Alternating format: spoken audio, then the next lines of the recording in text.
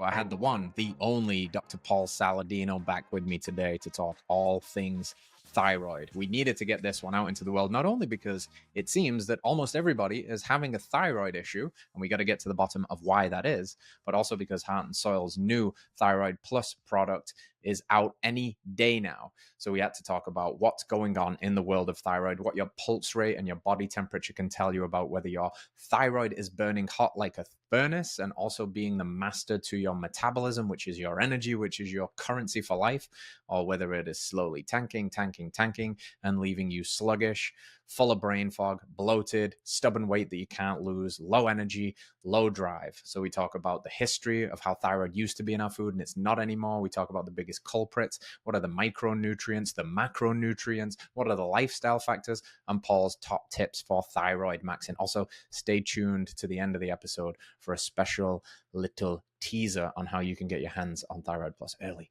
Let's get into it with Dr. Paul Saladino. Paul, we're back again, my friend. We've got a bone to pick with these biohackers. You know, your Brian Johnsons of the world walking around bragging about a 96 Fahrenheit body temperature, cold, shivering, but they're going to live forever. What say you to that? Man, I saw him post about that on Twitter the other day. He was boasting about his low body temperature. I don't agree with it at all. I would consider myself friends with Brian Johnson now. I've hung out with him in person. And so as a friend, I will gently push back on his self-praise around his body temperature. Whenever he posts about his body temperature, he's always, I think, grasping at straws a little bit to justify it and to say how good it is for you. There's a number of research articles that I think are quite interesting that point to this. You know, John Speakman did some research looking at, and he published this in Nature Medicine, so preeminent journal, looking at the overall body temperature of humans in the United States and abroad, and found that in the last couple of decades, it's declined significantly in a statistically significant way, which is interesting because when you break it down, it's probably a reflection of the fact that our basal metabolism is decreasing. Humans are exercising more. The overall metabolism, we're burning less calories as humans. And that seems to be linked to less basal metabolism and connected with more exercise metabolism. So humans are exercising more, but we're burning less calories overall because our basal metabolism is going down, and that is correlated with a lower body temperature. So the whole conversation here is around metabolism. So how hot is your furnace burning? And I think that people like Ray Peat have forwarded this notion, which I think is correct, that if you want to be a healthy, vital, virile, fertile, warm human, you want your metabolism to be functioning well. You want your furnace to be burning hot. In order to justify his low body temperature, Brian has to twist that a little bit. And again, I would politely, respectfully push back on this directly to him. I don't see a lot of justification for a colder burning engine in a human metabolism. Your mitochondria make energy. It's driven sort of by the signal that comes from your thyroid. We're going to talk about the thyroid as a master gland a lot today, I presume. And if that is not functioning well, if you are not making energy, you are essentially living a suboptimal life. Right. Like you could say, you know, people will say, oh, the candle that burns twice as bright burns half as long, but it doesn't seem to work that way in humans, right? That's not how the human organism works. That's the sort of convoluted reasoning that Brian has to fall back upon, but it doesn't work. Like in humans, you want the opposite. The candle that burns twice as bright burns twice as long, or 3 times as long, or at least 30 to 40% as long, right? You want your metabolism to work well. You want your body to be able to convert the energy substrates that you are eating, carbohydrates and fat primarily, into the equivalents in the mitochondria, which are essentially electron carrying molecules that then move electrons down the electron transport chain, generating an electrochemical potential that leads to ATP. If you don't have energy production, you can't do any of the things you need to do as a human. And your metabolism is an indication of how much energy you are making. And your body temperature, along with your pulse, is kind of this high level reflection of how much energy you're making in your body. So if that's low, you're nothing is really working well within your systems. You're burning more cold. Your furnace is not burning super hot, and we can talk about why. So I don't think it's a good thing to have a low body temperature like that. Yeah, Yeah, I've always said energy is the currency of life, and energy and metabolism seem to be synonymous here. And like you teased, we're trying to dial this in and really focus on the thyroid today. Because, firstly, I'm very curious about picking your brain on this because why has everybody got a thyroid problem? It seems to the more people I speak to, there's all kinds of stuff going on with the thyroid. And it seems, and I've heard it called the thyroid, I've heard it called the master to the metabolism. So, tell us a little bit about that. What is the thyroid and how is it so intricately connected to metabolism and energy? Well, I think that characterization of the thyroid is quite accurate. It really is one of these master glands. Obviously, the human body is interconnected.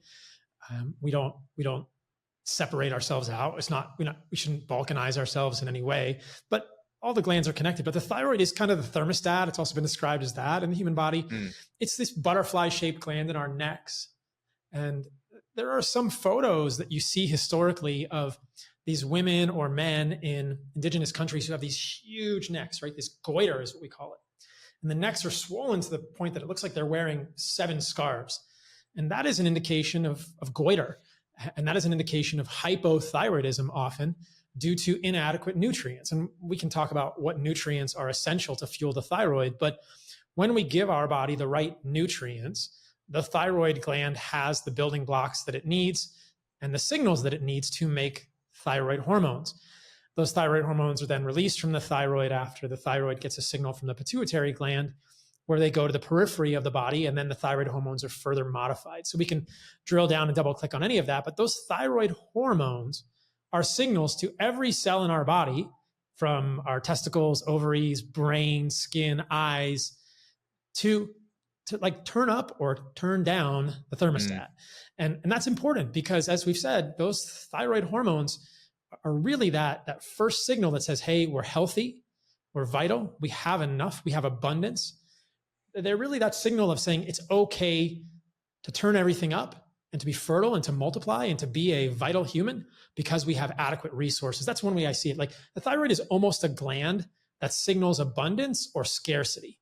And as we talked about with Brian Johnson, because he's calorie restricting, in some ways, he's definitely animal protein restricting, potentially carbohydrate restricting, and he's time restricted eating. His low body temperature and his low pulse, these are signals, these are just reflections of the fact that his body is saying scarcity, mm-hmm, scarcity. mm-hmm. And that gets into some broader discussion around caloric restriction and longevity and questionable data there. But the thyroid is critical. And you're absolutely right. I think that most people don't have a sense of how to actually kind of look under the hood and really accurately discern how well their thyroid is functioning. And I think that there are a lot of subclinical chronic symptoms that many of us experience: brain fog, fatigue, feeling cold, infertility, low libido, that are potentially related to subclinical hypothyroidism, just scarcity. Mm. How widespread do you think this could actually be?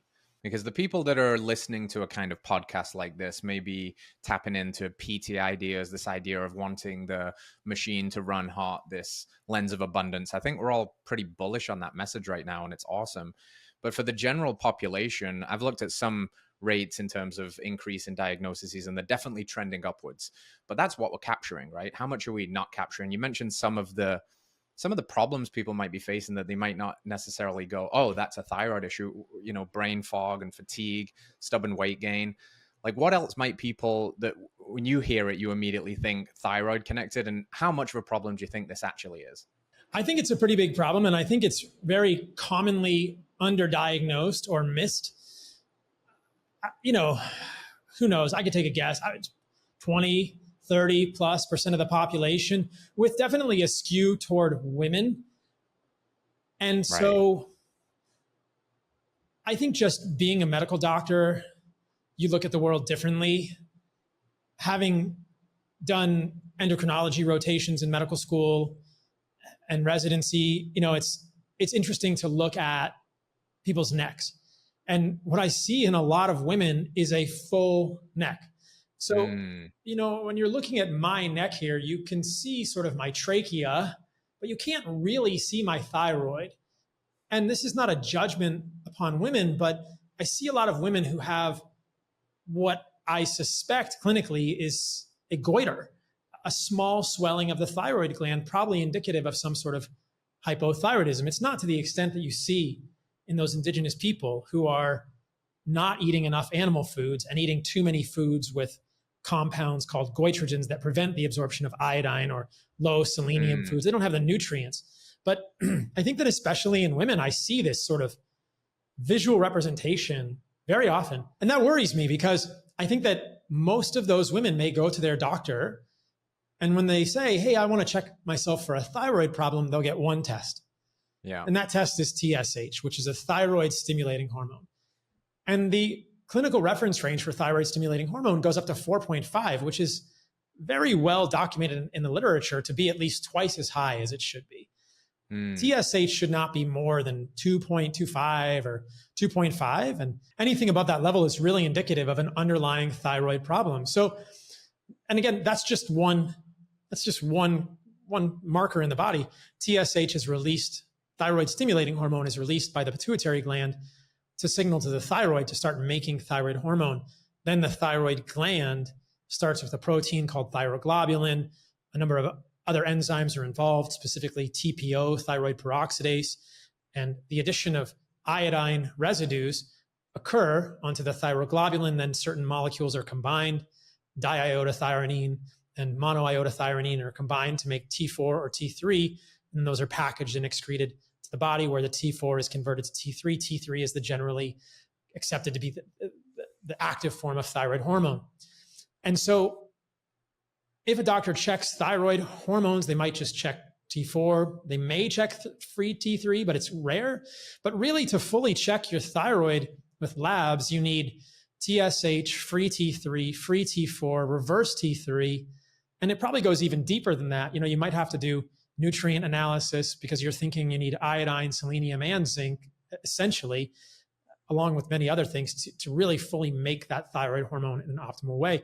And then there's some granular stuff that we don't have to get into today about ratios of free T3 to free T4 or reverse T3 to free T4 that can give you a sense of things. But the way it works is that T4 generally is how thyroid hormone is released from the thyroid, and it's converted in the peripheral tissues to T3 or reverse T3.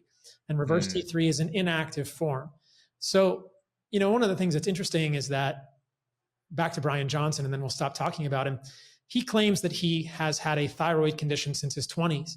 So Brian takes thyroid hormone, which is interesting, because if he were not taking thyroid hormone for a condition in his 20s, he would almost certainly need to supplement with thyroid hormone based on his current regimen. And I think that would give people more of an insight into how stressful what he is doing actually is on the body. So thyroid is the major lever that's going to be affected when people do fasting excessively, time restricted eating, caloric restriction. And he just happens to be on these thyroid hormones conveniently, so it kind of covers it up. But I would be curious. I don't know if he's ever published a reverse T3 of his, but his thyroid hormones are essentially skewed because he's taking thyroid hormones supplementally. So it's tricky. I think, to your question, the incidence of thyroid underactivity in the human population is vastly underdiagnosed. I think people don't understand the symptoms. And even if you go to get blood work, you're likely not going to have a doctor that's going to order blood work that's going to be fully revelatory and give you a sense of what's going on. Yeah. Why do you think it seems to be affecting women more? I mean, it could be as simple as men are just stubborn and they don't acknowledge anything. They don't get blood work, and, they're kind of a little bit leave me alone, and women are a bit more curious about this. But that's certainly a theme that I'm picking up on. We hear it from customers in conversation, all of my wife's friends, etc. Is there something unique about their physiology, or is it the damage of just having this message hammered into them that eat less and, don't eat steak because it's not feminine, and they try and live off salads and over-exercise? Like, what do you think might be going on there? It's probably all the above. I think there is evidence that higher estrogen levels in women, which go along with female physiology, do predispose in some ways to autoimmunity. I mean, you see almost all autoimmune diseases have a higher incidence in women, whether it's Hashimoto's thyroiditis, which is autoimmune thyroiditis. That's what most women suffer from, is canonical Hashimoto's thyroiditis, autoimmune low thyroid. We can talk about that and maybe why it's happening, but that just seems to occur more in women, probably due to their physiology and something with that. Now, again, like multiple sclerosis, Sjogren's, like many of these autoimmune diseases occur more commonly in women. It probably has to do with just being a female. In addition, Mm. you point out correctly that there is different messaging for men and women. And I think it would be accurate to surmise that women do probably eat less of the foods that contain the nutrients essential for optimal thyroid health. Specifically, I'm thinking of iodine, selenium, and zinc right now in bioavailable forms. And that's probably important to talk about briefly, that if you are eating a lot of salad, you can argue salad back and forth, but the fact of the matter is that the reason that the people in these indigenous countries have a goiter is because they eat too many plant foods that are high in goitrogenic substances. Things like isothiocyanates. These occur in the brassica family, the mustard family. So kale, cauliflower, cabbage, all these foods, Brussels sprouts, soy is high in goitrogens. Many plant foods do contain goitrogenic substances, and these essentially block iodine uptake. So iodine is essential. Iodine ends up on tyrosine residues on thyroglobulin. That's how you make T3 or T4. That 3 or 4 is indicative of the number of iodine residues on that molecule. That's how your thyroid hormone becomes active. And so if you don't eat enough iodine in your diet and you eat too many foods that block its uptake, you end up with a goiter of varying sizes. And like these pictures are quite striking. We should show them on the screen.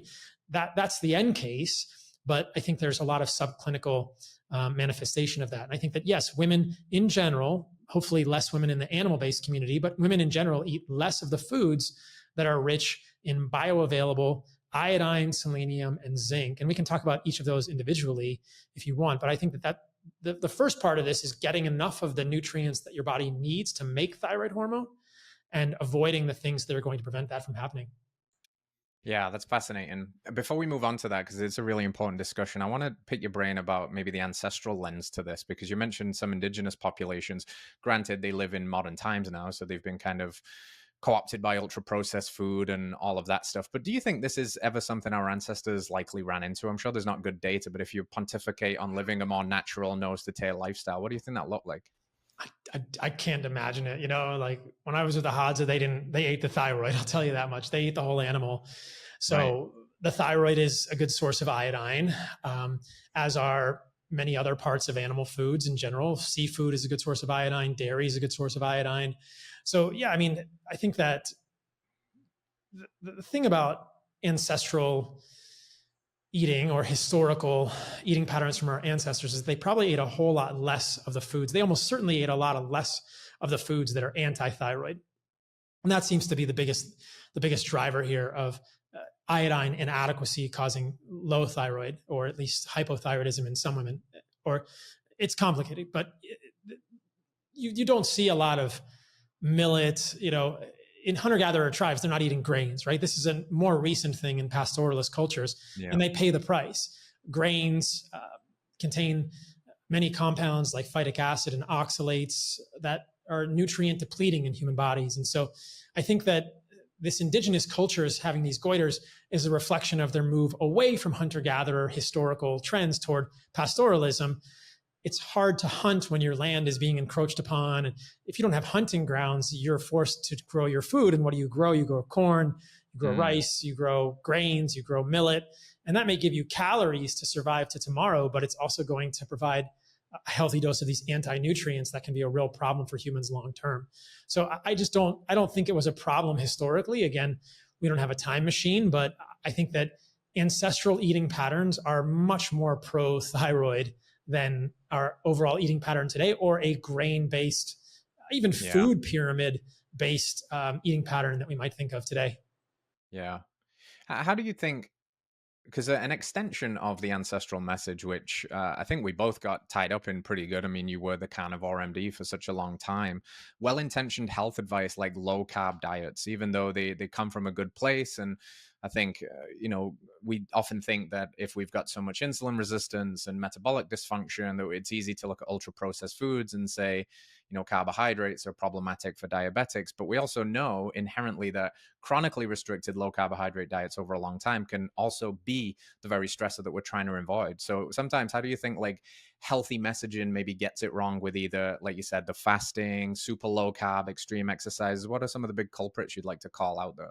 Those are all culprits. I mean, time restricted eating, fasting, caloric restriction, carbohydrate restriction. Carbohydrates are pro-thyroid. Right. Even things like honey, very healthy for the thyroid. Fruit, there's no evidence that fruit or honey are bad for humans metabolically. This is really conflated ideas and misunderstood concepts. In diabetics, the mitochondria are essentially broken. That is what's going on in metabolic dysfunction. And you don't tolerate carbohydrates well, but carbohydrates didn't get you there. And so, yeah, some restriction of carbohydrates is probably prudent in the short term, but it's important to understand that a moderate amount of carbohydrates is not problematic in diabetes. I mean, 50, 70, 80, 100 grams of carbohydrates a day is probably fine, depending on the source. I mean, I've spoken about this many times in the past. There are studies with honey up to 125 grams a day over 8 weeks in diabetics that actually improved insulin sensitivity and glucose handling. So the diabetes thing has been overly simplified. But yeah, I think that fasting is tricky, right? Fasting is not good for your thyroid. Immediately when you stop eating and you start fasting, we can see reverse T3 go up and thyroid hormones go down. We immediately see your body temperature go down. Point in case, we've talked about it all throughout this podcast. So your body is turning down energy metabolism when you start fasting.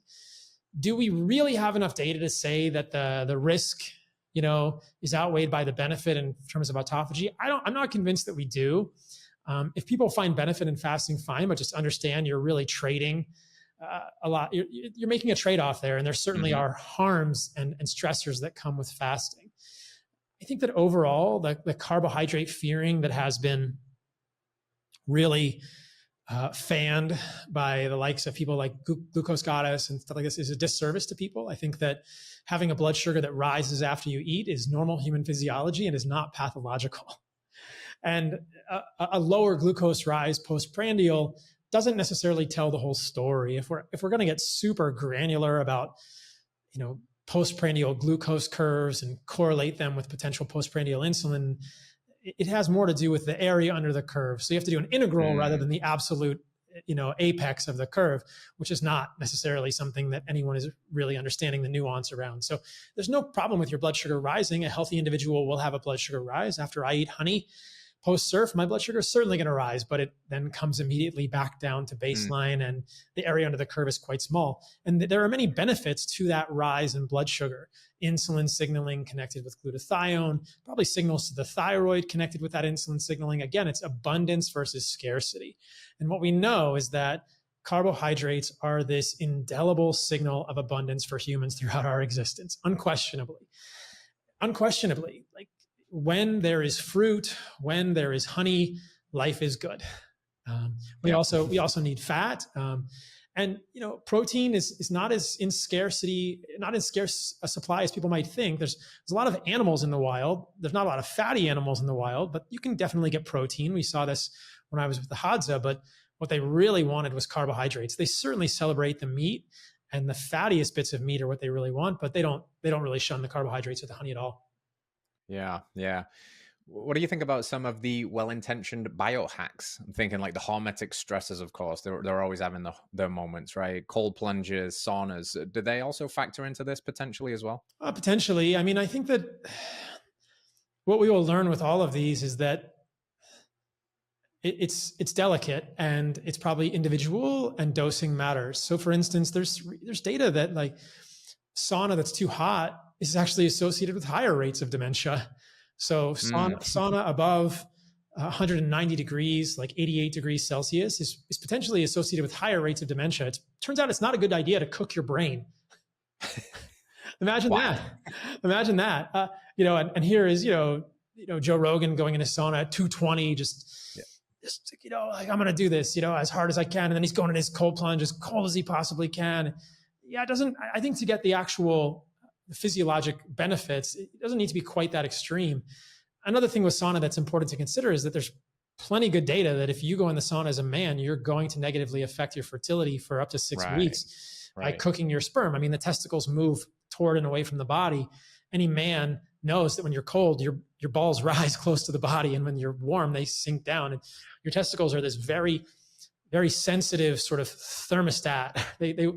Your sperm wants to be made at a very constant temperature that's a little bit below your body temperature, actually. And so when you put your testicles into a sauna that's 200 degrees, your testicles want to be about 96 or 97. They don't want to be that warm. And so, I've done content about this. You probably want to ice your balls in the sauna if you care about your Hmm. fertility. The effect is reversible after about 6 weeks, but in the short term, I don't think that's a good outcome. And in terms of sauna, you probably want to wear a sauna hat, which is a wool hat. They're traditional. I Yeah. mean, Russian banyas have these. I just take in a hat that I used to go skiing, like Yeah. just a cap, a beanie, and you want to insulate your head. You might think it makes your head hotter. It actually keeps your head cooler. It's all the relative temperatures, right? So you don't want to go in a sauna that's too hot. You don't want to get your testicles too hot. You don't want to get your brain too hot. And the same is true of a cold plunge. There's plenty of evidence that if you go in a cold plunge that's too cold, you're going to attenuate your immune response. And there's Mm. thousands of anecdotes now of people who said, "Oh, I just cold plunged like crazy and then I get sick." Yeah. Yeah, because you just nuked your immune system in the cold plunge. And so, look, I like doing contrast therapy.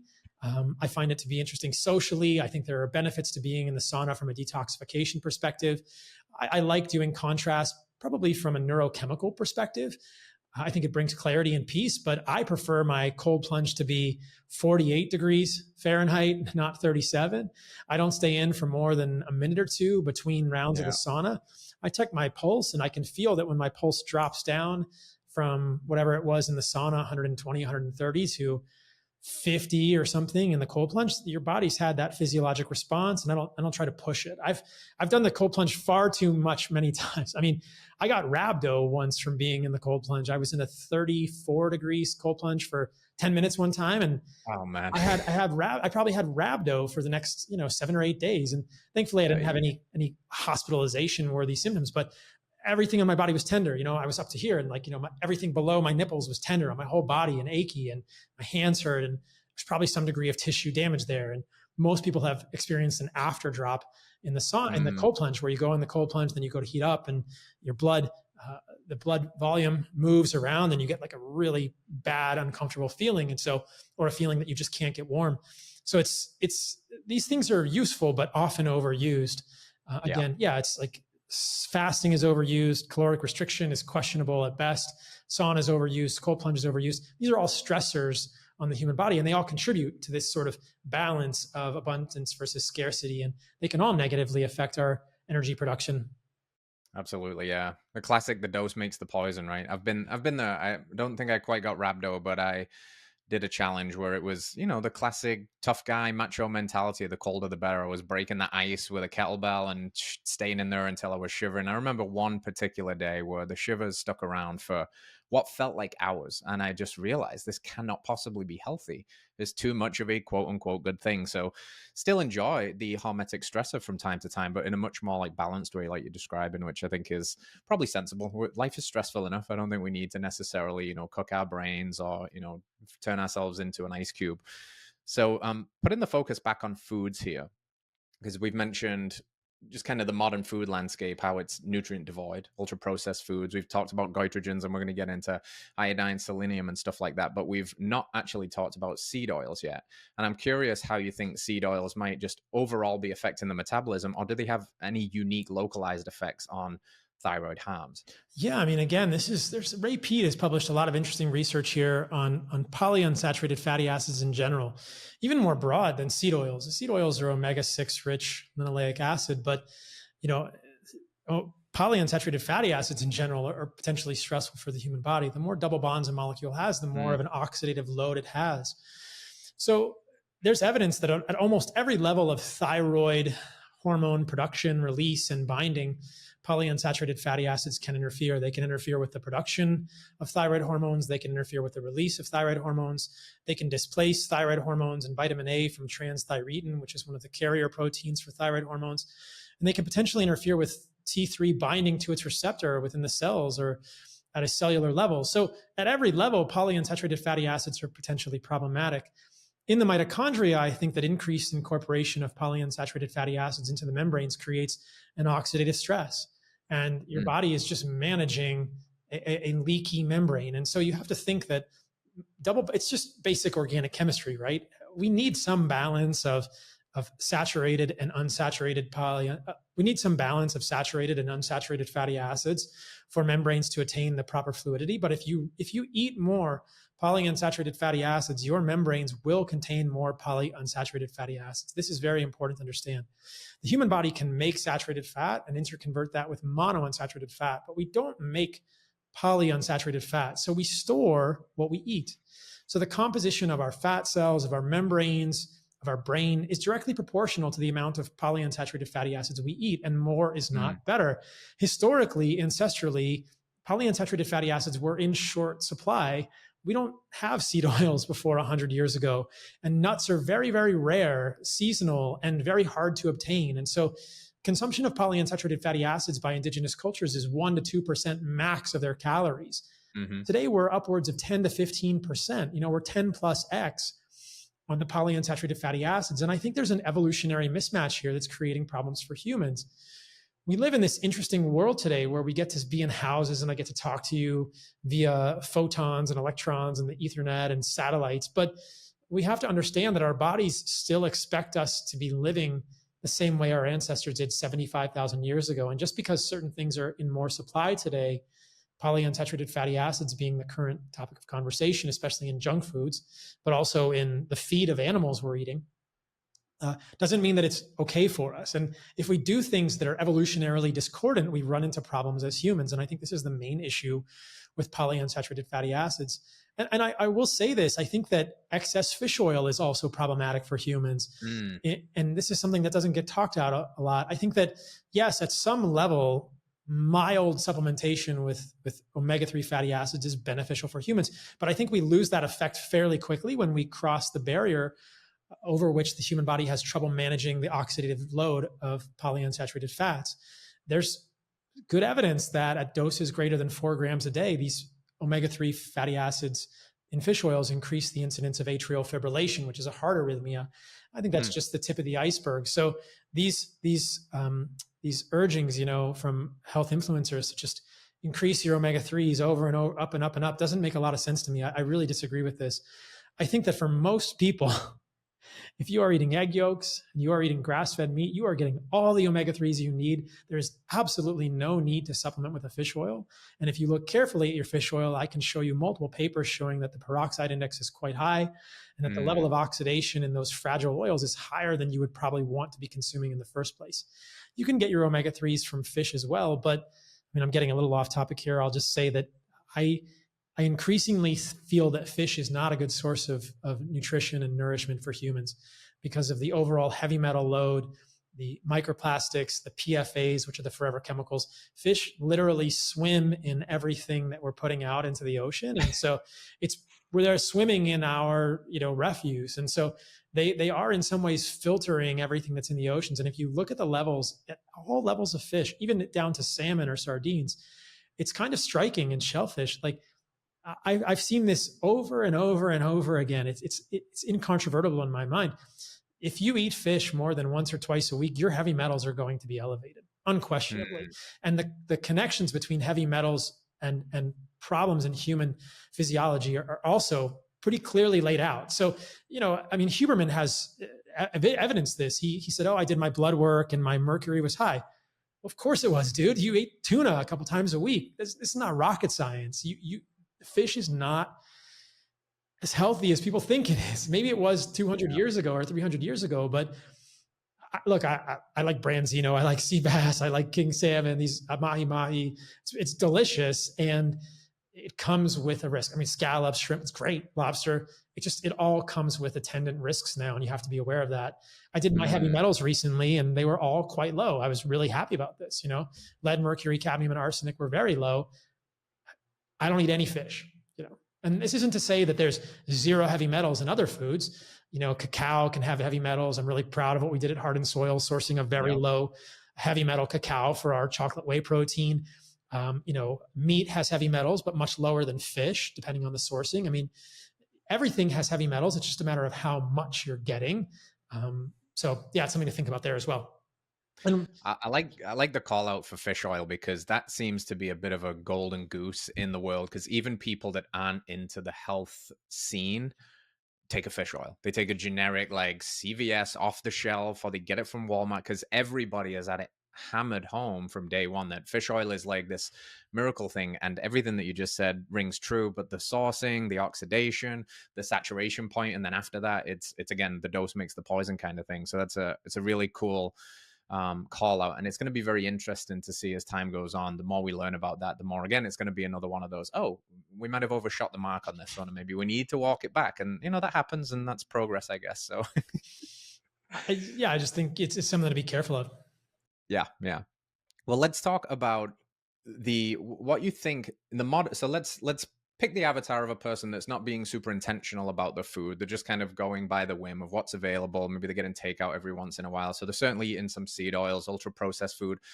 What do you think is the biggest problem here? Is it the injury from those foods containing plant anti-nutrient, goitrogens, etc., driving up oxidative stress, or is it a lack of minerals and micronutrients? It's probably both, but where do you think is a big focus point for people here? I think it's both. And we can talk about both sides of it. We talked about polyunsaturated fatty acids, seed oils, excess fish oil consumption or poor quality fish oil consumption, goitrogenic compounds, isothiocyanates. They're in a lot of foods, like I said, brassica vegetables, millet, many grains, soy. It's common. Inadequate iodine consumption in general because we're not eating as many animal foods. And then I think the flip side is something that it's probably time to talk about, which is where we get the nutrients required to make thyroid hormone. The most essential probably being iodine, selenium, and zinc. And you think about, just to start with zinc, I mean, unquestionably, animal foods are the best source of this from both an absolute amount and a bioavailability perspective. I remember when I was a vegan, people used to say, oh, pumpkin seeds are the best source of zinc. Well, I got bad news for you, and I got bad news for my 29-year-old self when I was a raw vegan. The zinc in pumpkin seeds is not very bioavailable because of the phytic acid. Many of the minerals in foods, whether it's magnesium in almonds or zinc in oatmeal or pumpkin seeds, are bound to phytic acid. This is how plants store their minerals, and that really decreases the bioavailability of these substantially. So if you're eating almonds for magnesium, you've been misled. And that's a separate conversation, but certainly pumpkin seeds are not a good source of zinc. It's animal foods. It's things like meat. It's things like organs, unquestionably. Selenium is kind of the same way with a little bit of an asterisk. Again, animal foods are far and away the best source of selenium that's very bioavailable. There are two types of selenium. There's selenocysteine and selenomethionine. Selenocysteine is generally in these antioxidative proteins in the human body, like glutathione. And so animal foods contain some selenocysteine. Plant foods don't really have any appreciable selenocysteine, which is probably a little more bioavailable and important to get in your diet. Plant foods contain selenomethionine. Typically, when people think about selenium, they think about Brazil nuts. But the problem with Brazil nuts is the dose of selenium in the Brazil nuts is very variable. And selenium has kind of a tight range of therapeutic efficacy, but before it becomes toxic. And so if you eat 1 to 2 Brazil nuts a day, you could be getting between 50 and 200 micrograms of selenium, and you just don't know. And that's a problem. 1 to 2 Brazil nuts a day has also been associated with a meaningful rise in cadmium levels. So the problem with seeds and nuts is, like so many other parts of the plant, they will accumulate heavy metals. This is why cacao tends to accumulate heavy metals. It's a seed, probably dependent on the soil that it's grown in. Brazil nuts also contain a non-trivial amount of radium, which is a radioactive element, which can contribute to our overall background radiation every year. Again, 1 to 2 a day is a small amount, but it can actually factor in. You can appreciably increase your background radiation exposure by eating Brazil nuts. This is all to say, I think animal foods are a better source of selenium than Brazil nuts for humans, for a variety of reasons like that I just listed. And then there's iodine, and iodine is in some animal foods. People think of it in fish, primarily in seafood. We talked about the potential problems with fish and seafood.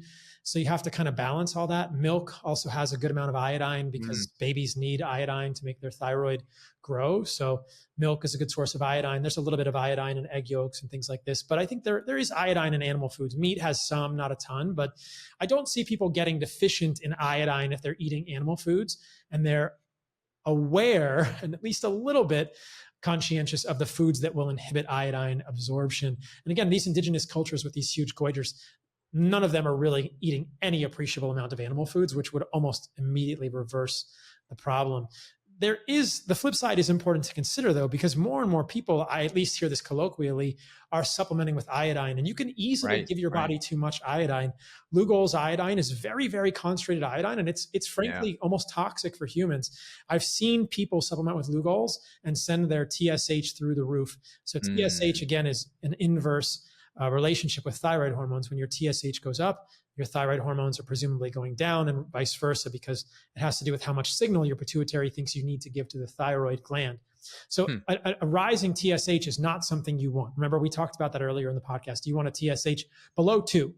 And so I've seen TSHs go 5, 10, 15 when people are megadosing iodine. This is not a good thing Damn. for humans.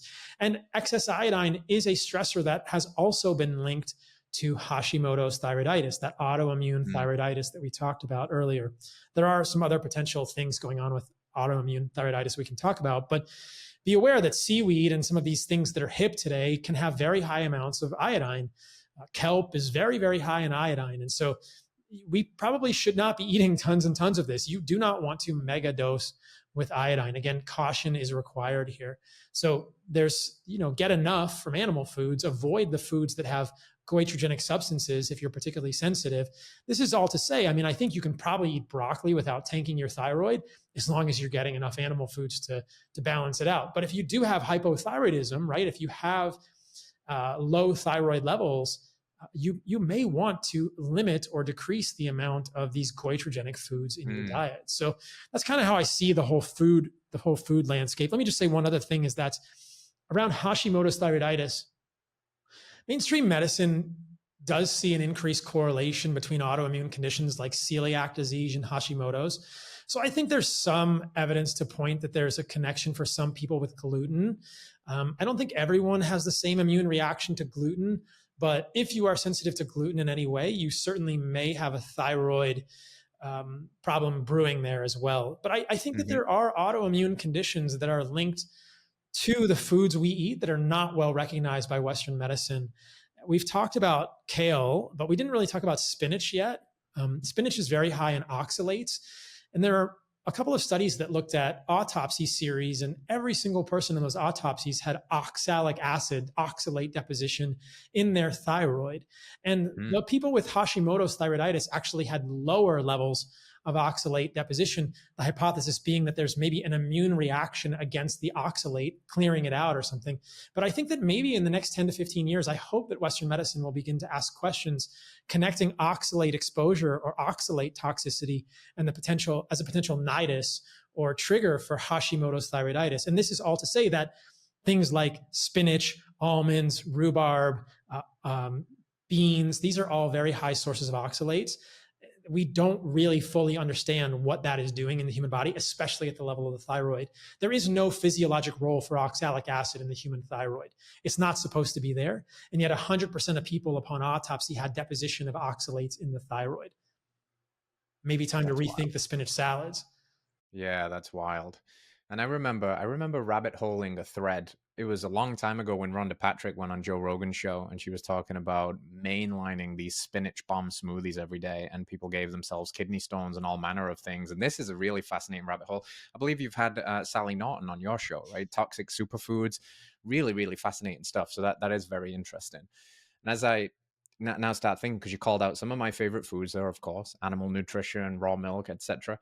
But now we get into this continuation of that and going under the hood, if you will, the whole nose to tail conversation. This organs are so rich in some of those very important micronutrients and vitamins you just mentioned, but I'm aware that thyroid used to actually be included in our food supply in certain things like ground beef and stuff, and it's gone now, right? So what's the organ story here? Man, the organ story is so fascinating, and it's always evolving. Did you know that milk contains exosomes? No.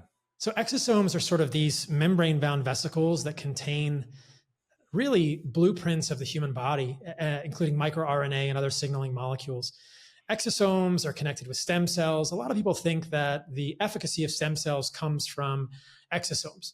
and the extracellular vesicles. This is called the secretome of stem cells. So when you give someone stem cells, you're probably not benefiting from the stem cells. You're benefiting from the things the stem cells secrete. And one of the things the stem cells secrete are exosomes. Again, membrane-bound vesicles. We all do it. Plants do it. Animals do it. We're really on the edge of understanding this now. And in the exosomes are microRNA and other sort of signaling molecules. Organs contain exosomes. Milk contains exosomes. And in humans, there is actual data to suggest that exosome content from milk affects human physiology. We don't really know how, but it does. And the pasteurization process might decrease viable exosomes or usable exosomes in milk, which is interesting, right? Because you're thinking, like, I'm a fan of raw milk too, and raw milk has become this political issue, which is silly. Yeah. Raw milk is a food. It's not a partisan statement. I'm not making a political statement by drinking raw milk. I just feel good with it, and I like the way it tastes, and it nourishes me. There's a tradition around this in many cultures, and I react differently immunologically to raw versus pasteurized milk. For whatever reason, raw milk has become one of these lightning rods. I may or may not have contributed to that with my own work. Sorry, not sorry. But raw milk probably has more or a different array of microRNA versus pasteurized milk. Could this potentially be a reason that multiple studies show that kids who grow up drinking raw milk have lower rates of atopic illness, asthma, eczema, and hay fever, seasonal allergies? It's very interesting. But that's really where our current mainstream knowledge of microRNAs stops. But we've done at Heart and Soil some interesting research about microRNAs in organs and the potential for them to survive the freeze drying process. We're currently doing some research about the potential for them to pass through the human digestive tract and affect humans. But I think this is probably the highest benefit of organs. I mean, liver, obviously nutritionally rich, right? Nature is multivitamin, tons of selenium for what it's worth in liver, along with biotin and choline and folate and riboflavin, everything that we really need, vitamin A, all the things that are essential for good thyroid hormone. And there's a good amount of iodine in liver as well. But I think that organs in general probably benefit us, at least in part, by containing microRNAs in exosomes. And the role of those microRNAs at a very high, very high level is they provide a blueprint for human cells to sort of reprogram or regenerate, right? MicroRNAs are not messenger RNAs. Messenger RNAs are part of the process of transcription and then translation of a DNA molecule to an mRNA and then to protein. MicroRNAs are small fragments of RNA that control gene transcription and turning genes on and off. And they serve as, the best characterization that I've heard is they're more like a blueprint. And so there's a lot of cutting edge technologies here of administering exosomes to people in states of disease, suggesting that these microRNAs could be very helpful for reprogramming the immune system, reprogramming tissues. I mean, at a preclinical level, microRNA filled exosomes, extracellular vesicles, are being injected into knees to regenerate cartilage. They're being injected into shoulders to regenerate cartilage. They're being injected into the scalps of men to regenerate viable hair follicles. They're being used in COVID trials of ARDS and acute respiratory distress syndrome, and to great effect. And so this is really, really interesting technology that occurs in all living things, and potentially, I think, is where the organ conversation really starts to get fascinating. Does eating a thyroid help your thyroid? Probably. Is it because of the nutrients in the thyroid? Maybe. Is it because of the microRNA from exosomes or unique specific signaling molecules in that thyroid that may help reprogram yours? Potentially. That's a fascinating question. That's a very fascinating question. So, I mean, if you look at, for instance, at Heart and Soil, the whole package, right? Whole package contains testicle. It contains testosterone, but not a ton. It contains multiple androgens. We've tested this. That's the reason that it can't be NSF certified or Informed Sports certified, because it contains androgens. Like I cannot recommend whole package to a drug tested athlete because we've tested it and it actually contains androgens. They're not, we didn't add the androgens, they're in the testicle. But, is that the reason that men may feel a difference when they take desiccated testicle or eat testicle? Maybe not. It might also be the microRNA in the testicle that affect your testicles or ovaries for women, whatever. And that might help reprogram your glands. Again, so much more research is needed here, but it's a fascinating conversation. And when it comes to thyroid, I think it's really cool because there's a lot of people with thyroid issues, and the potential for consuming a thyroid gland, which I've never seen in a butcher shop, but I would love to try. Yeah. I think I probably ate thyroid when I was with the Hadza because we killed this goat and they made this goat stew of literally everything. It was a trachea, a trachea. So I'm sure that I ate thyroid then. But how fascinating, right? That the consumption of a thyroid, it's going to contain active thyroid hormones, but could the microRNA in there also affect the way your cells function at a molecular level? That's really interesting to me. That is unbelievably fascinating. Yeah, my layman's terminology has always just been this trust, like this intuitive knowing that what we call like for like, that eating the organ supports the organ, but more something more than just because it's nutrient rich in perhaps the same synergy of nutrients that that organ uses or depletes most frequently. And on the whole package thing, man, I always say feeling is believing. I cycle through a lot of heart and soil supplements, and I just go for kind of a diversity of micronutrients, let's say. So for whatever reason, whole package came out of my stack for a couple of months, and I added it back in recently, and I noticed, and you know what I mean when I say I noticed, like I was like, oh, and I have a healthy sex drive and all of that stuff, but it was noticeably volume increased, and I was like, yeah, well, whole package hasn't been in, nothing else changed. It's incredible, man, and the reviews on that product blow my mind. They're hilarious, first and foremost, if you just go read them, because we're going to talk about all kinds of things, but just this energy again, this energy of the organ, these missing nutrients, and now adding this layer of potentially being on the new frontier of evolving science and understanding of this in this messenger RNA kind of realm is unbelievably nerdy MicroRNA. and fascinating. MicroRNA. Yeah, microRNA. Yeah, I mean, I challenge any man to go eat a testicle. You'll feel it. It's just the whole package makes that much more convenient. It's pretty interesting stuff. So yeah, I think that the microRNA stuff is fascinating to me. And I think that that's really the cutting edge here. And I encourage people to try organs in general, and the heart and soil stuff if it's more convenient for you, because there's something going on there, I think, at some level.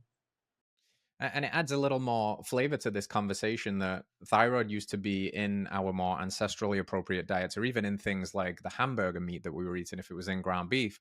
And now it's not. And all right, thyroid problems are accelerating with modernity and with all other manner of things like blue light and stress and all those things. So it's very hard to say it's just this one thing.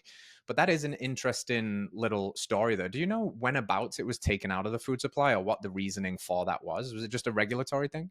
I can imagine it was. I mean, like I saw something on social media recently. People were all up in arms, like my ground beef could contain tongue. My ground beef might contain collagen or tendons. That's gross. I don't want to eat tongue or tendon. It's like, wait, guys, this is what humans have been eating forever. Tongue is a prized food. Tendons are so full of collagen. One of the reasons that ground beef is so beneficial is because it's full of collagen and collagenous tissues and all of those chewy, sinewy tissues that frankly are beyond our palate today, because we don't have the masseter muscles to actually to chew them anymore. We've become so modernized, quote unquote, that we only want the most tender, juicy, melt in the mouth steak. Well, I get it. Those are delicious. And historically, you better believe we were eating anything, shoe leather, the consistency of any tough piece of meat from an animal. We were boiling it and cooking it down. And, the tongue was for the elderly members of the tribe who needed the softer meat, but the vital members of the tribe, they ate the meat and they just chewed the heck out of it and got all that collagen, and we would cook all the tendons. And so, yeah, nothing is going to waste, man. I would love to try some ground beef with thyroid in it. I think that's just, regulatory. And then, humans get grossed out by it. I think most people would not want to eat organs in their ground beef. There's a growing trend, right, of these ancestral blends of ground beef. But I mean, I love mixing heart into my ground beef as much as I can. A little bit of liver is fantastic. So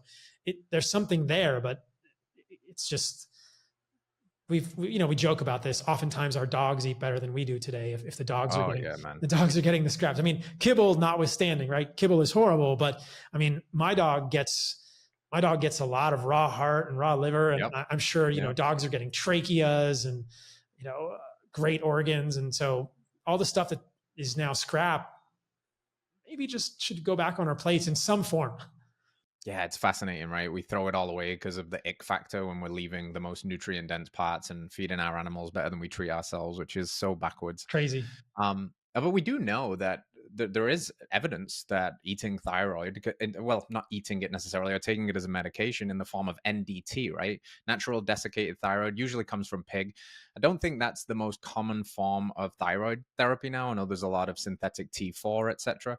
But the story of NDT and the successes that it's given people, I've seen those images online again, like you were saying, the goitre style neck, and then they get something like this, and their face thins out, and they lose a bunch of weight. So it's not too far out of the box to say that this stuff literally can work almost in a medicine like fashion. Again, whether it's through the microRNA or through the nutrients or a combination of both, it's really fascinating. But would you then be open to saying that if somebody is pretty confident or even maybe diagnosed with a thyroid issue, that this could be an adjunct therapy that they could look into? Absolutely. Of course, you can't standardize it like you can with a porcine or a pig thyroid, like an Armour thyroid, but I absolutely think so. And the doses that we're gonna, and the doses, of thyroid that we put in the Thyroid Plus supplement at Heart and Soil are small, unlikely to Yeah. cause any hyperthyroidism. I think that thyroid and adrenals, are two of these organs that are quite hormonally active, though. So if you're taking Mm. any sort of desiccated thyroid, you probably do want to keep an eye on your labs. I imagine they'll go in the right direction, but it's not, it wouldn't be easy to overdose yourself on these unless you were taking the whole bottle at once or half the bottle or something. So it's powerful, though. And you're right. There is a history of use of desiccated organs across multiple organs, actually, Steve. They have used desiccated brain in dementia and in cognitive Mm. decline. Yeah. And they found that, I think it's sphingomyelin, or what am I thinking of? I think it's, there is, I think it's phosphatidylserine and sphingomyelin derived from desiccated cow brain has been given to people with cognitive decline, and they see improvements in cognitive metrics. Interestingly, they used plant-derived phosphatidylserine and did not have the same effect. Mm. So what's, that, then you've got something interesting there, right? So yeah, there's the use case for desiccated organs in mainstream medicine is actually not zero, right? It's desiccated thyroid, desiccated pancreas has been used historically in states of insulin inadequacy, and desiccated brain has been used in cognitive decline. It's pretty interesting stuff. It's very interesting stuff. And another interesting thing here is I was listening to Brigham Bueller on Joe Rogan's podcast a few weeks ago. Pretty sure you know Brigham, and he's worked inside of pharma and understands the regulatory side of things quite intensely. And he was talking about how this is another one of the things that the regulatory agencies are looking at, applying a label. I forget what he called it, but applying a label essentially to make sure that they can come up with the solution so that they can kind of like capture it instead of having people run around and just be able to get NDT or nutraceuticals like this, which is really fascinating. And obviously just makes you think about if something works and it's from nature and it's going back to this ancestral lens again. It's awesome that it's available there, but there's always going to be some kind of conflict of interest of creating a synthetic version of that and making it a disease and selling the cure and all of that stuff. So it just gets my brain noodling a little bit, because we want healthy people, and the solution might just be in food, nose to tail eating, not necessarily inside of the buildings, the doctors. I think it's a huge step in the right direction, man. I think it's a huge step in the right direction. Man, I wish I could say it cures everything. It's not a panacea, but man, it's the biggest lever in my opinion, and it really fixes a lot. I mean, I'm writing another book, and that's the way I think. Like, the quality of the foods we eat, including organs, this is the single greatest lever that we can have in terms of human Yeah. health and longevity. And that point is contested. I heard Peter Attia the other day on a podcast say, "Oh, I've never seen anything as powerful as exercise for longevity." And I have to disagree with him, because I think that you can't put the cart before the horse. You can tell people to exercise all day long, but if their metabolism is not healthy, quote unquote, and if you don't have good energy production and your brain isn't healthy and you don't have the right nutrients in your body, you are not going to want to exercise. No. I can whip you, I can flagellate, I can force you to exercise, but eventually you're just going to say, screw it, I don't want to exercise. But what happens when we fix people's diets is they want to move their body. And so, yeah, exercise might be a great mover for people, but if you don't want to exercise, there's something wrong. I mean, I put a post about this on X. I said, if you need pre-workout to go to the gym, you're probably underslept and undernourished. Go home, eat a steak, and go to sleep, and go to the gym tomorrow. I think that this is probably a huge part of the rise of these energy drinks today, is that most people actually don't want to go to the gym and pre-workout. Right? This is probably a huge part of the rise of energy drinks and pre-workout today, that most people don't want to go to the gym because they're underslept and undernourished. And so in order to literally kick their own butt to go to the gym, they have to use a chemical-filled concoction of garbage that absolutely borrows tomorrow's happiness today and probably has negative long-term side effects, but it gives them enough energy and motivation for the next hour and a half to go to the gym and lift some weights. That's a positive intervention, but why don't you just fix the root cause? Go to sleep, eat a steak, get some nutrients. You can't force someone to exercise. Exercise is powerful. Don't put the cart before the horse. Give your body the nutrition it needs, and it will want to exercise, and then everything comes together better. If you need a pre-workout, you're doing it all wrong. That is so well said, man. That is so well said. It's that energy issue again. Low energy, you can't convince anybody to do anything. Yeah. They're basically just surviving. They're very far from thriving. But when you are naturally healthy and abundant, you want to move. You want to get out and play. You want to get on the ground. You see a tree and you're like, I want to climb that. I want to do some pull-ups. I want to wrestle with my kids, whatever it is, You so want to move. Couldn't agree more. You want to move. If you don't want to move, you got to fix that first. Yes. Which is quite the roadblock. And I want to transition into some other roadblocks now that step outside of the dietary realm and look more at like modern lifestyle factors. Things like microplastics, environmental toxins, mold, blue light. What are some of the lifestyle big rocks that people should be focusing on to create a holistic, healthy system where they could be pro-thyroid? What do you think about there are maybe either potentially some of the biggest harms and some of the biggest needle movers that people should be leaning into from that holistic frame? I mean, you got to sleep, right? We know that if you don't sleep, you're going to jack up your reverse T3. If you create stress in your body by not sleeping, that's when you regenerate. All the cells and tissues of your body, including your brain and your hormones and your thyroid and your testicles and your ovaries, everything.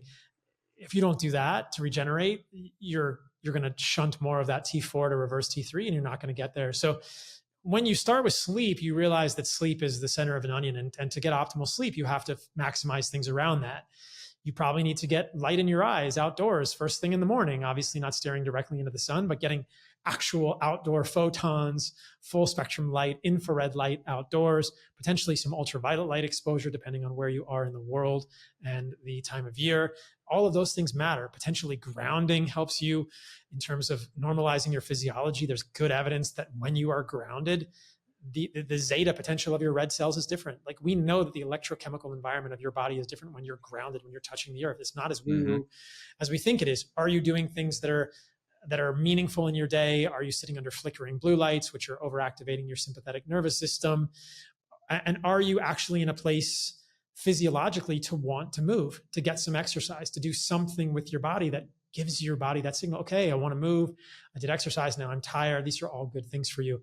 And then approaching the sleep situation. Have you gotten enough calories?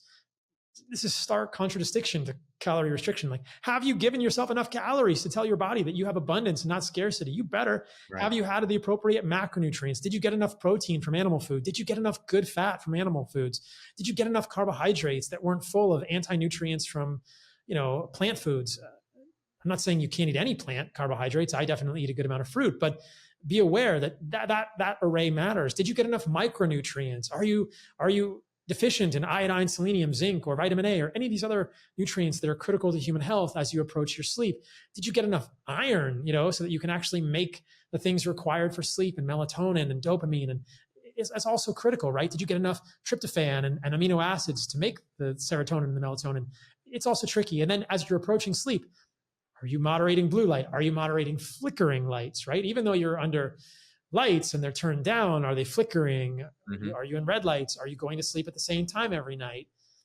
It sounds onerous until you realize that there are very few things that are more important than that every day. If we want to wake up every Yeah. day and be the best father, mother, son, daughter, humans in the world, to do our work in the world, we really owe it to ourselves to take care of ourselves. And all of Yeah. that plays into it. And these are essentially the conditions that were the norm when we were living previously. I don't think that I would choose to go live in the woods anymore. I love being in the wilderness, but I like living in houses. I just think that we need to understand that, like I said earlier, our body, our genetics, and our cellular physiology still expect us to live like we did 75 years ago. So, how do we do that in homes that allow us to have air Mm. conditioning and heat and shelter from the rain?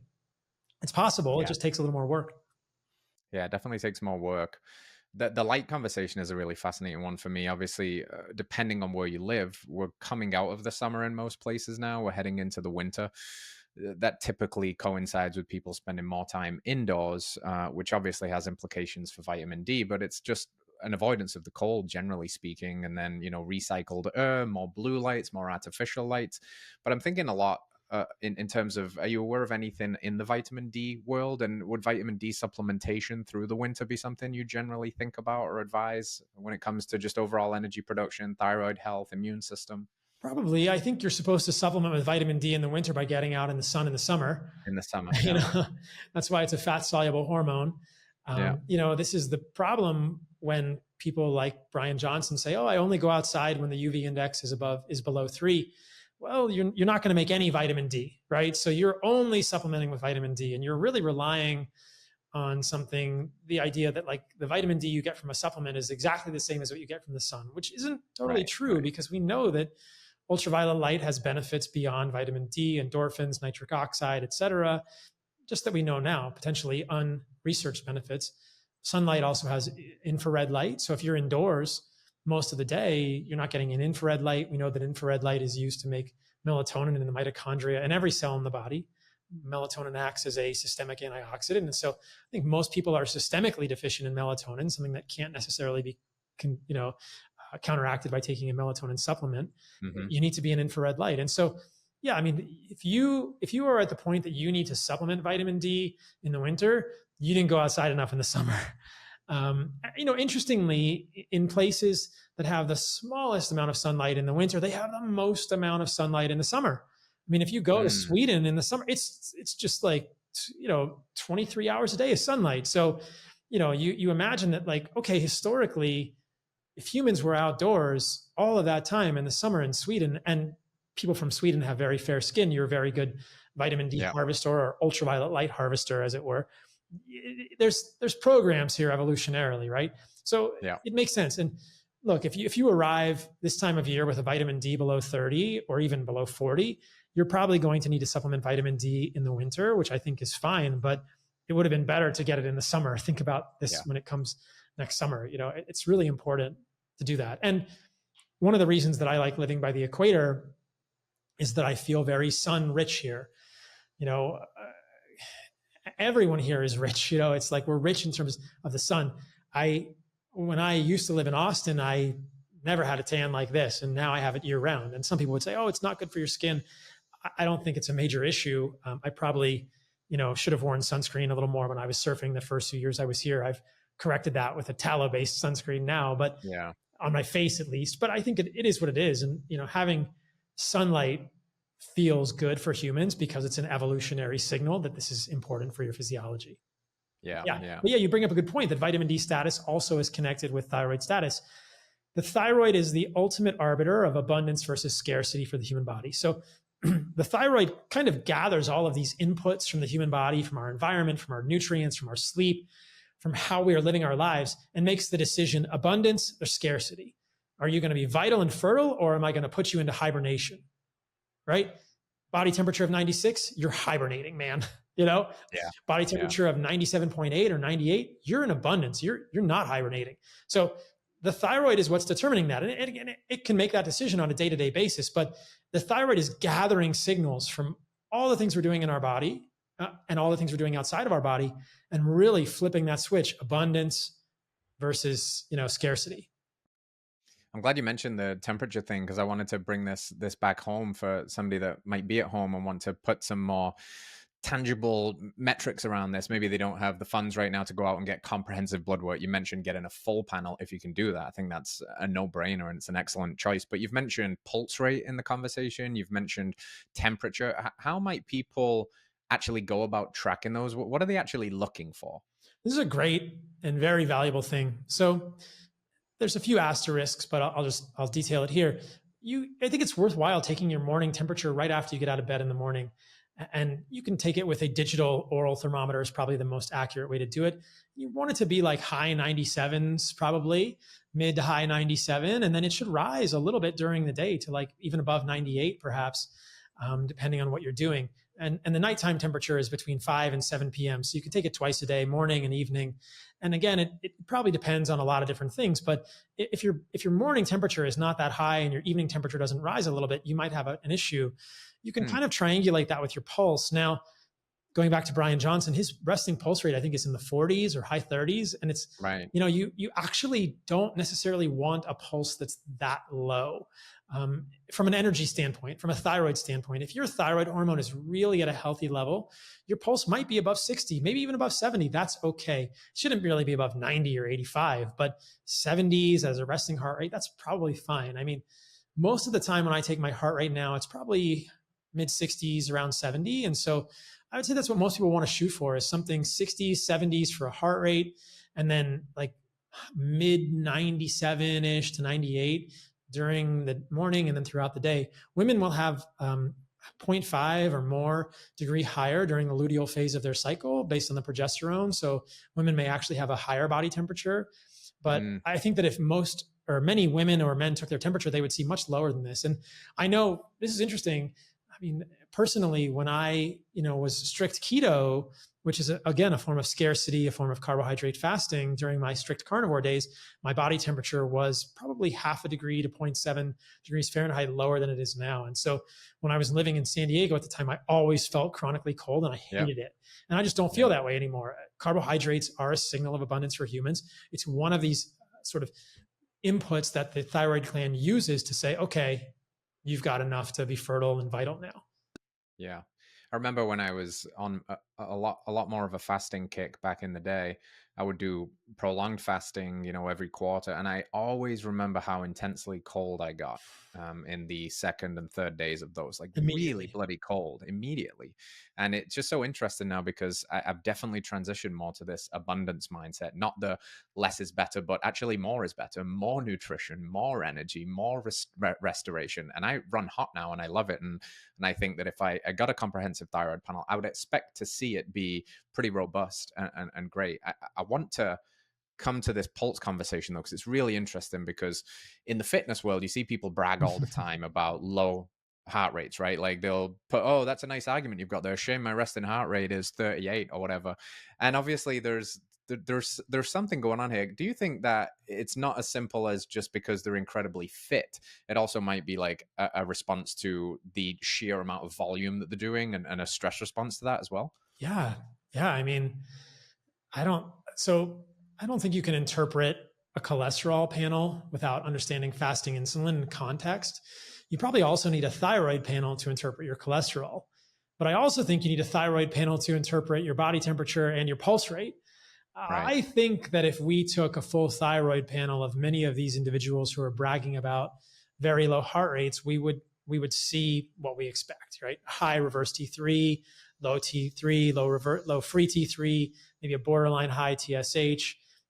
I think we're going to see some things. I think free T3 is probably the indicative one because even when I was Mm, carnivore, the TSH can be around 2, but when you check the free T3 of somebody that's keto, it's always low.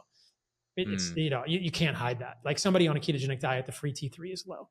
So I think a lot of these people that are overtraining, and look, like mad respect to people in CrossFit or High Rocks or whatever you're doing, like that's an incredible mental thing. But you got to be really honest about what it's doing to your body. It's an incredible thing people are doing with their bodies, and it's probably creating some stress there. oh yeah. It's a tightrope I personally try and walk, daily because I really enjoy it. I really enjoy hard training. And there are some times where I actually just get quiet with myself and check in. I'm like, this is too much now. It's silly, you know. You're up early before the sun has risen under those artificial lights, just going absolutely balls to the wall 5 out of 7 days a week, and your body's screaming at you like, "Hey, man, chill out." And ancestrally speaking, I always laugh because I'm like, can you imagine if our ancestors could be a fly on the wall right now and watch us in the gym doing all of this crazy stuff? It just obviously doesn't make sense. And I think it's another one of those things that you can really get addicted to, because in the process of pursuing it, feels really good. You get this whack of endorphins. It feels good to run on stress hormones until it doesn't, when you crash and burn dramatically. So it's just, I think this idea of balance is really, really important, and it's difficult to be balanced in a very unbalanced world. But I think conversations like this, and you know what you're talking about, is just adding to the big important word, which is nuance. People are different, they're at different starting points, but we all should be striving for balance. And I guess we've got to try and identify what that means for us, which is not always easy. Not always easy. And I think it's useful to have objective metrics also. I've talked Yeah. about this on previous podcasts, but you know, there's one lab ratio. We're getting a little granular with labs, but you know, you've got DHEA sulfate to cortisol ratio, and that ratio is very predictive of Mm, longevity. It's a very interesting ratio. And so again, it's like you can imagine when you work out hard, your cortisol is going up and your DHEAS, which is a precursor to the androgens, is going down in both men and women. So your body is saying, "Up, scarcity. You're working way too hard on this hunt, man. You are expending way too many calories to chase down this antelope or something. You're working really hard. I'm gonna like it's not time." Ultimately, it all kind of boils down to fertility, doesn't it? Right? Because yeah. it comes back to the sex hormones, which are what make life worth living, frankly. Yeah. And not just because we like to have sex or it's libido. It's because those, you know, a healthy level of testosterone in men is associated with better mood and resilience and you know, mental clarity and emotional poise. And healthy levels of estrogen and progesterone and testosterone in women are associated with the same things. And Yeah. yes, it's good to be fertile and have a good libido, but sex hormones are sort of immediately downstream from the thyroid. And so if you crash your DHEAS and you crank up your cortisol by overexercising and you're really stressing your thyroid out, you know, you're really putting stress on the whole cascade, you know, And the whole then axis. there's a new, well, we could fix all of that from a root cause level, or we could just get on TRT, you know. It's like these things that I'm not necessarily anti TRT. I think for some people it's probably very necessary. It gives them back that like that energy that you just talked about, to be on the front foot again. But is it really necessary, or has your TRT absolutely crashed because you were ignoring all of these red flags along the way? You're underslept, you're over caffeinated, you're training too hard, you're not resting, you're not micronutrientified. So I think there's so much to that. There's a very, very interesting rabbit hole as well. Man, I've done multiple podcasts on my podcast showing my blood work. I'm 48 years old. I'm not on TRT. My last testosterone was 857. I show my LH and FSH. Greg Doucette said I was on clomiphene, and I told him I bet 100 ribeyes I'm not, you know, like Let's go. no way. So like it's possible, you know, but I try not to overexercise. I Yeah. surf, I skate, I do body weight stuff. I don't do high rocks, and I can feel it. You know, I have done overexercising in my past. I used to run ultra marathons. So yeah, your point is very well taken. I don't have a problem with a man being on TRT unless the full workup really wasn't done, and we really didn't uncover all the stones and say, okay, how much are you sleeping really? What's your micronutrient status? Do you have enough zinc? Yeah. Um, what about your, you know, like, what about all these factors? Are you over exercising? How much caffeine are you using? Like, it's all part of it. And because TRT is a big deal, once you get on it, for a lot of men, they cannot get off, or it Yeah. causes some sort of testicular like failure, or the testicles in some way go to sleep, at least temporarily or long term. I mean, a lot of men are on it permanently now because of that. And did they get on it too quickly? That can affect fertility, and it gets into a complex web of, do you need to take HCG, et cetera, et cetera. So there Mm. are a lot of men on TRT, I think, because they're pushing too hard. You're Hmm. just look, you know, every once in a while there's a superhuman being. Most of us are pretty mortal, you know, like Yeah. most of us are pretty mortal, and there is a breaking point. And if you hit the breaking point, it's time to back off, man. You just can't do it. Yeah. It's very parallel to the whole idea of using the energy drinks or pre-workout. If you need that stuff, you're underslept and undernourished. A lot of men, I'm sorry to tell you guys, you're underslept and undernourished, and you're overworked. And that's why you need TRT. And it's your life. You get to do what you want. Yeah. I'm just telling you how it is.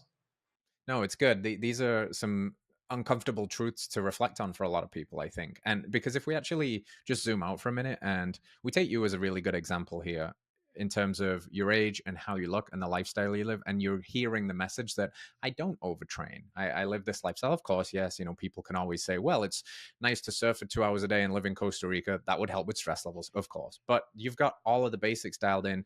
You're not a maniac. You're not training in the gym for 20 hours a week. And really the reason I point that out is because most people want to work out to look the way that you would look, to just be relatively lean, carry good muscle mass, be energetic, be able to move well and pain free. So we just have to challenge what we're doing to try and get there, because it's not always more is better. I think that's the myth of our culture, right? More is better, more money, more things, more clothes, more trinkets, more exercise, more caffeine.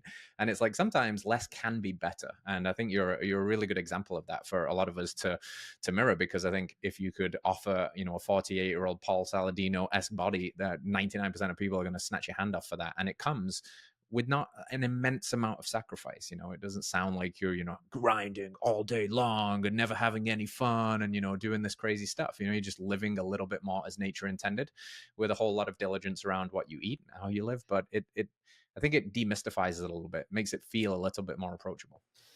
I think people also like to make excuses. I see the comments sometimes, like you said, oh, it must be nice to live in Costa Rica and surf every day. It's like, dude, I live in like a treehouse, Yeah, like yeah. you could come down to Costa Rica and do it too, man. Like you could surf every day if you wanted to. If you could find a remote job, you can do. Like don't take the easy way out, guys, in the comments. Like if you want to create a life for yourself, create a life for yourself. Nobody gave this to me. My parents didn't, I had no trust fund. I built this, like I built this.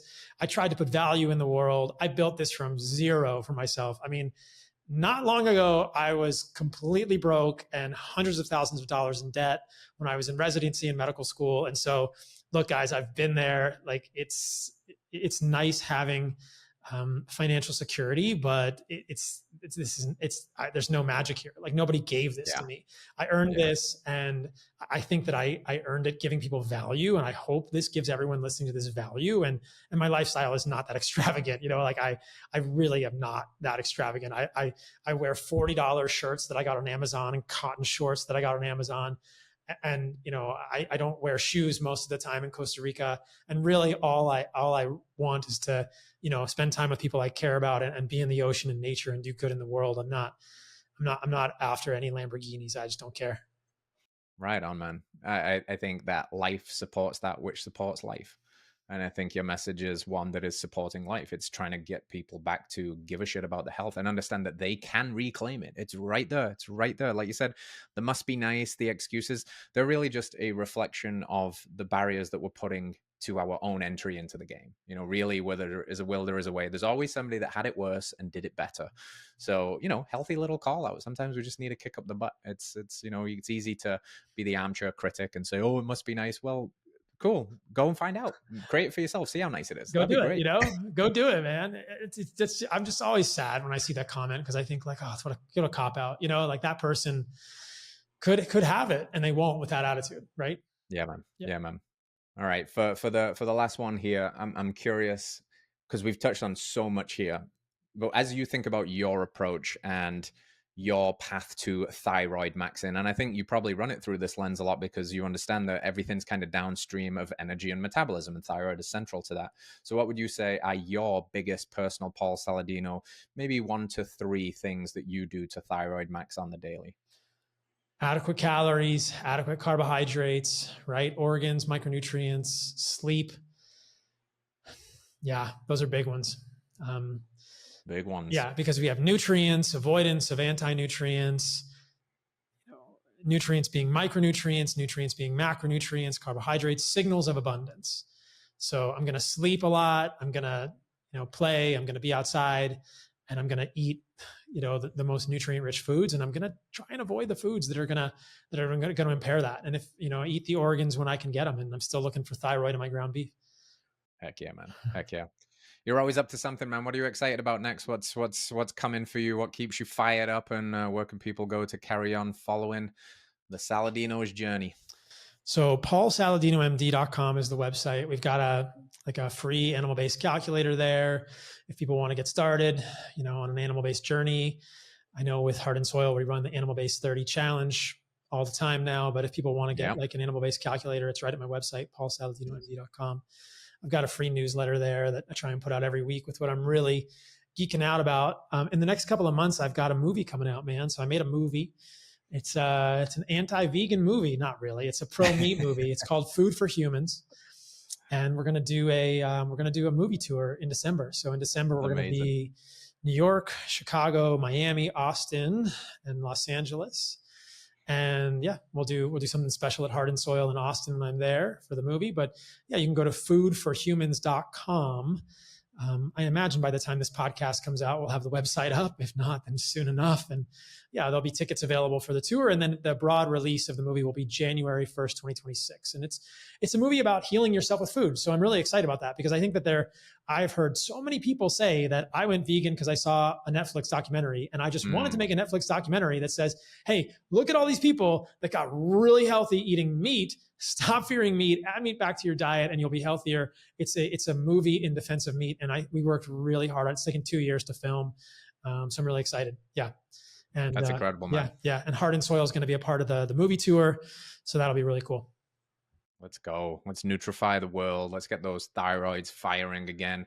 Check out the new supplement, Thyroid Plus. It's going to be a game changer. You took me to school today and everybody else. And I know that this is a really big topic and I'm very excited that we're talking about it too. So I appreciate you a lot, Paul. Thank you. Yeah, I'm excited about the new Thyroid Plus. I hope people check it out. I think it's really going to help a lot of people too. Yeehaw. All right, friends, stay radical and we'll see you next time. Paul, Pura Vida, baby. All right, friends, I hope you enjoyed that show and you now have everything that you need to maximize your thyroid and your energy. But the missing ingredient might just be some desiccated thyroid in your life. So if you want to get your hands on Thyroid Plus early, go to heartandsoil.co, take the thyroid quiz, and you will be rewarded with early access and a 20% discount off your supplements. Go now. We'll see you later.